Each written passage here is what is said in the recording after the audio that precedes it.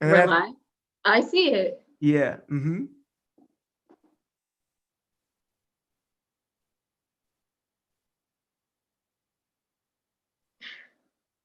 Boom. Awesome. Yep. Cool. Great. All Okay. right. All right. Let's hit it. Oh, you know what? I never shared the screen. That would help.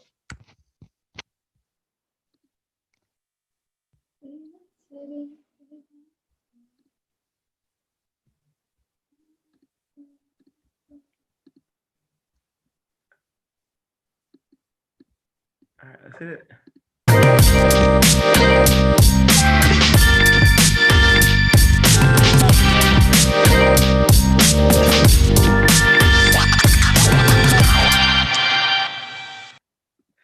All right, all right. What's up, everybody? You know what time it is. It is Conversations with Rashon. It is Friday at 2:00, and I am with one of my favorite people, Ayana Cameron. What's going on, Ayana? What's up, Sean? How are you? You like, listen, bro. You got way too much energy for me I right know. I know. That's because I'm stupid. I'm cooped up in this studio. I've been here for 5 months. I'm ready to actually be around people, It interacts. I feel that. It's engaged. I feel the energy. I feel You know what I mean? I'm like, that's all I got. Yeah. You on the screen. That's how it's been happening. I travel from upstairs to the studio, downstairs to the downstairs. That's my day. Short commute. Listen, guys, thank you guys for so much for watching Conversations with Rashon. Please, while you're here, make sure you hit that subscribe button, like, comment, share with a friend, and just really enjoy my channel. There's a bunch of things that we have going on, especially connected cooking on Wednesdays at 6:30. I can't believe we're already promoting episode 3. Like, I'm excited. That's crazy. I want to be on the cooking show. You know what? I'm plugging you in. You in. Schedule me. I'm ready for it. So last week we talked a little bit about spiritual healing with my friend brother Ross Hamilton, who was also a guest on Connected Cooking last Wednesday. And he discussed how he utilizes and maximizes his garden, which is in his backyard, as his form of kind of just woosah in a sense, right? So he's an educator. He's a history teacher. I forget what grade he teaches, but he teaches a high school level history. Okay. And man, I feel for these teachers, and now I think they're all going back. Honestly, it's a lot. I feel like from kindergarten, preschool, all the way up to college professors. I feel for everybody. The students, the professors, the teachers, it's a hard time. Holistically. Yeah. It's just everybody. The whole education system, it's a everyone for them. So he talked about last week how he sometimes just takes his laptop and his headphones and just goes and sit in the garden and teaches his classes, because it takes away, it kind of de-stresses him and relaxes him. So if there's something that would have bothered him, or if he's antsy about something because he's teaching over a computer and not hands-on, the garden he can look and just take a deep breath. And he also talked about the self-care aspect of it. So he grows mint leaves and lavender. I love lavender. Oh my gosh, it was when I was there, like I just rubbed my hands on it and I was just like, oh wow, like who needs to get soap from the stores anymore? Just take this and infuse it in the garden. Yeah. Probably actually need the part that actually cleans the bacteria out, but maybe. But it will be okay as long as we smell good. As long as we smell good. As long as you have the lavender scent, you're good. Exactly. But he talked about how he infuses the mint leaves and creates tea and mint and tea oil and all these different things to kind of help him with his body. And so, I know you're doing a plethora of things. I just left doing a interview with Shelly Shell Williams, Philly's Oprah, and I told her, I said, listen, I'm about to do conversations with Rashon with Fayana. I said she is a budding star in the Philadelphia area. You are everywhere, girl. Yeah. You are everywhere. So tell us a little bit about what you're doing. I am a writer, an event host, I'm a storyteller, podcaster. That's about all the titles that I have right now, but mostly focusing on, in this season, event hosting and writing. So I specifically freelance host for a nonprofit called Campus Philly, where I work very closely with the college community in the city of Philadelphia, and that has allowed me to host events weekly. So I do weekly events with Campus Philly. I do career events with Campus Philly. I do presentations. I do a lot connecting with college students and making sure that they enjoy this time, this season, even though it's a crazy season, crazy semester, but making sure that they take advantage of everything that comes along with being a college student in the city. Outside of my role with Campus Philly, I do event hosting with a lot of other companies. So specifically, I just did an event with Red Bull last week, which was like amazing. Being a part of conferences. So I just did BPHL conference last September, working with other nonprofits in the city, hosting some of their events. I have some events coming up in the next couple of weeks. So doing a lot of event hosting. Events hosting is like my baby right now. And then I'm also a writer, so a freelance lifestyle writer. Being able to write specifically right now, I'm doing more so like Christian writing, Christian lifestyle writing, and take my spiritual journey and the things and lessons that I've learned and put it on paper and share with the world. I have a podcast called The Agape Files, where I talk with creatives about the faith, the love, and the ugly truths behind their industries and behind their journeys. So that's like very spiritual based. So I'm around. I'm doing some things. I'm talking to some people, and I am just taking this time to be in the city and just build and grow. You couldn't have told me 2 years ago that I was still going to be in Philadelphia, and I'm still here, and I don't plan on leaving at any point soon. So that's me. Yeah, we don't want you to go anywhere. You can't. Yeah. Not allowed. We need you here. Plus, what the heck would I do if you move? I'm like, what the crap? Where's she going? She's gone. We don't know where she went. Where'd she go? And she didn't even tell me she left. So tell us a little bit more about the Agape Files. Like, give us a little more insight on that, because I remember you promoting like kind of the premiere of that, and I've seen like, first of all, where it started and where it is now, but from where it started, it was just on point from the jump, right? Thank you. So tell the viewers a little bit more about the Agape Files and how that's helped you in your growth and your journey. Yeah. So the Agape Files is an interview-based podcast. So I have the opportunity to sit down with a lot of people in the city. I ended the first season of the Agape Files in July or June. So now I'll start where it was. So I wanted to have a podcast over a year ago. Like I had just like this crazy epiphany. I was in the shower listening to a podcast and I was like, I could do this. Like I can have my own podcast.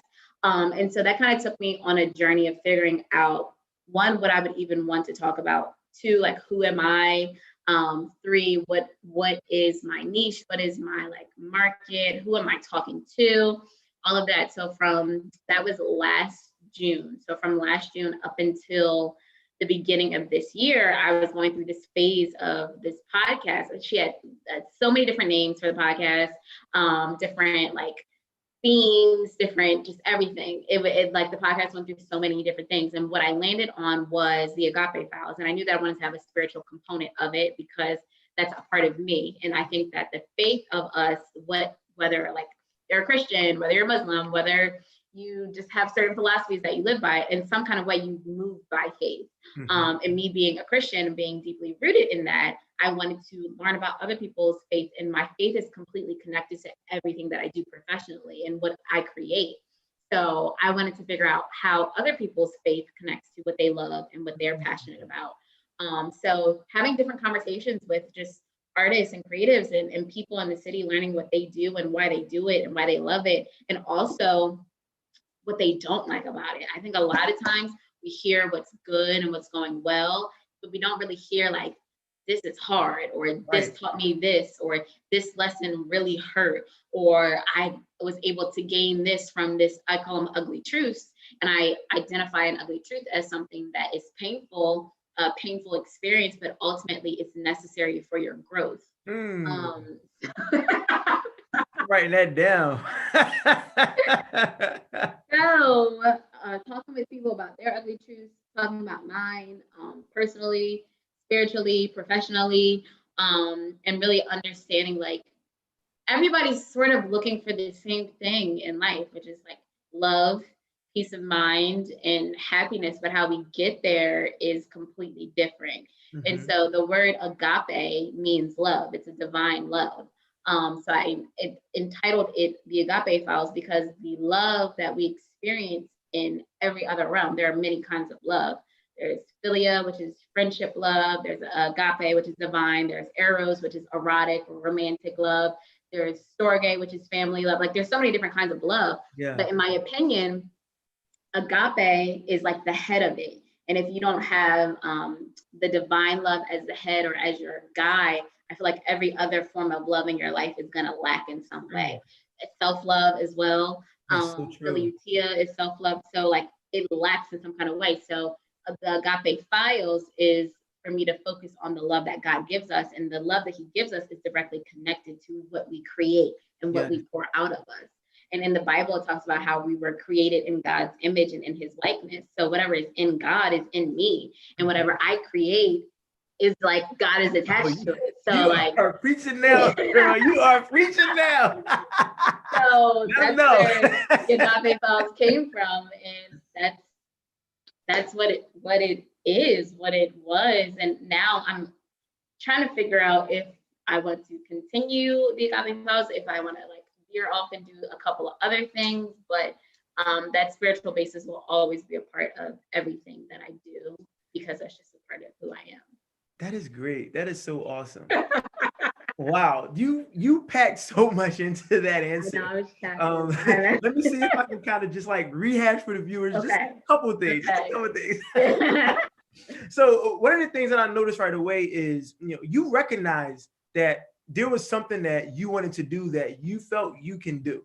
Now, I want you guys to really listen and play this back after this, is done, and watch it a million times, please. But play this part back when Ayana talks about when she made a decision that she wanted to do something. The first thing she said, well, what am I going to talk about? Yeah. And then she said, well, first, who am I? Right? She had to identify who she was in herself, so that way she didn't try to be someone else, especially when you're doing things like a podcast or conversation. And can I say, Sean, that I went through phases of me mirroring other people. Like I listened to a couple of podcasts and I would like try to make mine sound like theirs, and it never worked. It never felt right. And I had to like really sit back and be like, I'm only doing this because she did this, or I'm only doing this because I saw this somewhere else. And I think that that's the only way that you have to do it. No. I had to figure out who I was. Inside of you. Exactly. Yes. Exactly. Yes. And then what is your target market? Who are the people that you want to reach? Because you can do anything, right? When I do conversations with Rashon, I know exactly who I want to reach, who my audience is, and what message I want to convey. And so I know by inviting someone like Ayana, by inviting someone like Ross Hamilton, I know exactly who I'm speaking to, right? This conversation isn't for everybody, but you have to be okay with that, the fact that your product isn't for everybody. Right. It's for the person you set it out to be for, and it's for you. It's for me. I learned something every time one of you guys come on here, and I take away something new that helps with my growth and with my process. So take that in, right? If you want to do something, what are you going to talk about? What is it? What is going to be the topic of conversation, or what is going to be the subject matter? And who are you going to be inside of that project? Be yourself. Create you inside of you. And then who is your audience? Who are you targeting? Who do you want the message to be for? Because that's how you're going to craft your project. You're going to craft your project based on who you want to speak to. So I took that and I wrote that down right away because I'm like, yes, yes, yes. You know how you sometimes you just start snapping. You just start snapping. And then, of course, you know, you're going to see this quote and I'm going to make sure I quote you. But, you know, the ugly truth is a painful experience that's necessary for your growth. Yeah. Oh my gosh. And it's so funny that you say that. You know, I thought about, you know, oh my gosh, I had spiritual healing episode today at 2:00. I'm driving home from track practice today. And I recognized that this time last year, fall is typically my favorite season. But then I recognized for a slew of different reasons, personally, I was in a bad mental space last year. Not many people knew or would have known, right? But what I realized is, well, now I know exactly what it was. It was an ugly truth. But it really was an experience that was needed to help me grow, to help me really identify who I am and how I needed to love and who I needed to love and what a friendship looked like. Because, you know, this time last year, I lost a lot of friends. I got rid of a lot of friends. And I made a lot of friends all at the same time. Yeah. And, you know, I really had to going back to what you said originally, when you talk about a project, I had to understand, first of all, you know, what is going on? What's the subject matter? What's happening? God telling me right now? I'm like, God, what is the message? Like, I mean, okay, I get it. Like, you know, can you like speed this up a little bit? Like, honestly. Like, all right, have you punished me enough? Like, am I done? Am I done? But then I had to, okay, who am I? You know, because even in a sense where I thought I knew who I was, I had to sit back and say, well, is this who you are? Right. And then it was like, well, you know, who do I want to identify with? What does my circle look like? What is it supposed to look like? And even in my ability to mentor people, I have to protect my own spirit, right? Yeah. So even in mentorship, even in counseling, even with the type of clients that you take in, you know, you have to really control what you're taking in. And I recognized that last year, most of my life actually, but it all came to a head last year that there were people around me that wasn't good for my spirit, that actually affected certain relationships that I had. And I didn't recognize that those people were affecting those relationships until it was too late. But I had to look in the mirror and I had to, like, you listen, I know I'm creating God's image, but what does that image look like right now? Because I'm confused, okay? What's happening? Yes. So I thank you for sharing that. Tell us a time where you had to, you know, face the ugly truth, and how did you get out of it? Good child.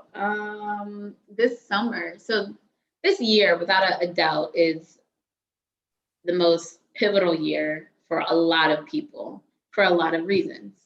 Most being that there is a global pandemic, but because for me, personally, because I spent so much time inside the house for however many months, as soon as we moved into the yellow phase of in like June, in the beginning of June, whenever the yellow phase happened, I was like ready to go. I want to be outside. I want to be with people. I'm like, let's do this. But God was like, whoa, but it's like, what did you just learn? What were you working on in those months period where you were by yourself, when you didn't have these people? And so this summer I went through a phase of like, who am I? And it was an ugly truth for me to realize that the things that once worked for me and the people who once were with me can no longer come because they're not thinking. And it's a like mindset. You know, we don't have to think the exact same, but we have to be at least somewhat in the same book. Yes. We don't have to be on the same page, but we got to be in the same book. And if we're not in the same book, we're not equally yoked in any way. And so when I hear equally yoked, most times when like in a spiritual context, you think of like romantic relationships, but that is so true in business relationships and friendships and people in your family. Not everyone is meant to come with you everywhere. And so this summer, God, like you said, people just dropping like flies. And I'm like, dang, like, is anybody else gonna go? Like anybody else that I need to be aware of? Like, just let me know now. And that was a time where it was just really hard for me to digest that I was somehow self-sabotaging because I would be with people, I would do things, I would go places that I knew were no longer in my purpose or in my calling. Yeah. And so it's like I'm purposely going to this place because I want to have fun and I'm tired of being by myself. I'm tired of being in the house and I want to just be out and have a good time. But your fun comes at a cost when it's not aligned with what God says. You was on here speaking today, girl. It comes with a cost, it comes with a cost. And so obedience is better than sacrifice. And there were a couple of times in this summer where I was not obedient and I had to sacrifice time and emotions, and I had to sacrifice so much just to like get back to the place where I started before this summer. So that was very much like an ugly truth season for me. And now going into like the fall season and being in the fall season, I can see the growth in and when I say ugly truths, like it's necessary for you to go through them because I would not have learned so many things that I've learned. Like my maturity has gone up just in the past 3 months because of those ugly situations. Yeah. And now I'm like in a much more clear headspace, in a peaceful headspace. Like I've never been at peace. I've never been so comfortable with being by myself. And it's not that I don't need people now. It's just that I have the option to choose and I have the wisdom to choose who I want to be around and what environments I want to be around. Yes. And what I want to be doing. So this summer, to answer your question, ugly truth season, but what I've yielded from that is wisdom and peace. And I think I had the knowledge before, like we know a lot of things, right? But just because you know something doesn't mean that you're using what you should be knowing to do better. And so wisdom is putting that knowledge into action. And so now I have more wisdom and now I have more peace based off of that ugly season that I went through. Whew. Listen, we went deep today. I think we're just gonna leave it right there. We just gonna let that settle. Let that simmer. Stew on that. Wow, what a conversation! What a conversation! Thank you so much, Ayana, for coming on. Sharing your Instagram handles and your social media and all that. Let the world know where they can find you. Ayana Cameron on everything. So AYANH. KAMRYN, Ayana Cameron on Twitter, Instagram, Facebook, my website, Ayana Cameron. That's me. Awesome. And we're also going to make sure, once we go back and do everything we got to do, doctor and stuff, we're going to put that in the comments as well. But listen, in the meantime, guys, keep your head up, believe in yourself, and remember you are only one opportunity away from accomplishing your wildest dreams. Hey guys,